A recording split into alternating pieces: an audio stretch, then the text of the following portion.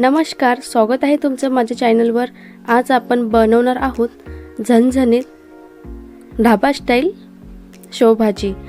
ते सुद्धा वाटण न करता आणि सुटसुटीत पद्धतीने न चुकता। चला तर मग पटकन रेसिपीला सुरुवात करूया। त्यापूर्वी तुम्ही जर माझ्या चॅनलवर नवीन असाल तर प्लीज माझं चॅनल सबस्क्राइब करा, जेणेकरून तुम्हाला नवनवीन व्हिडिओ पाहायला मिळतील। शेवभाजी करण्यासाठी मी पॅन मध्ये थोडं तेल घातलं, नंतर जिरं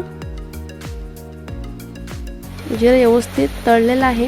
त्यानंतर कांदा घालू। कांदा इथे मी बारीक कापून घेतला आहे, 3 मीडियम आकाराचे। 1 मिनिट शिजवून घेऊ। नंतर त्याच्यामध्ये आलं आणि लसूणची पेस्ट घालू।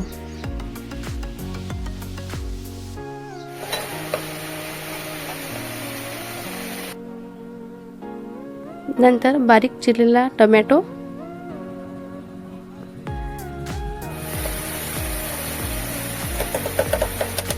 तर आपल्या तिन्ही भाज्या व्यवस्थित शिजून झालेल्या आहेत। आता याच्यामध्ये आपण मसाले घालू। काश्मीरी मिर्च पावडर, गरम मसाला, धनिया पूड आणि हळद। मसाले सुद्धा आपल्याला 1 मिनिट शिजवून घ्यायचे आहेत। तर आपले मसाले शिजवून झालेले आहेत। थोडंसं याच्यामध्ये मी पाणी घालते। काजूची पेस्ट,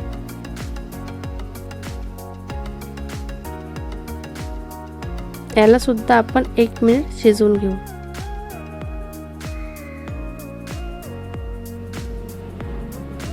थोडीशी कस्तुरी मेथी,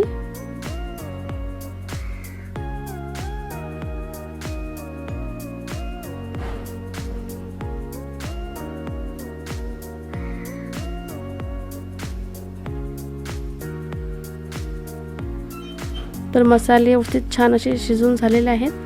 आता याच्यामध्ये आपण रसा बनवण्यासाठी पाणी घालू। पाणी तुम्ही तुमच्या अंदाजाप्रमाणे घालू शकता। चवीनुसार मीठ। आता याला आपण हाय गॅसवर उकळी आणू। 2 ते 3 उकळी आणायची आहेत आपल्याला। तर पाहू शकता आपली उकळी येत आहे। नंतर आपण याच्यामध्ये शेव घालू।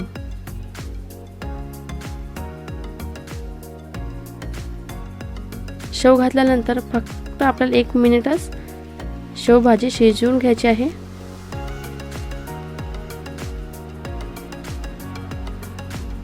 गॅस बंद केला।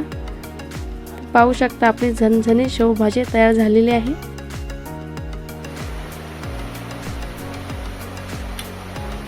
शेवभाजी बनवण्यासाठी फक्त मला 5 मिनिट लागले आहेत, आणि तेही कोण्या झंझटशिवाय आणि वाटण न करता। तुम्ही पाहू शकता आपली किती छान अशी भाजी तयार झालेली आहे। रंग पण बघा काय छान आलेला आहे। तुम्ही सुद्धा हे भाजी नक्की करून बघा, तुम्हाला सुद्धा नक्की आवडेल। चला तर मग लगेच भेटू अशा छान रेसिपीवर। तोपर्यंत धन्यवाद।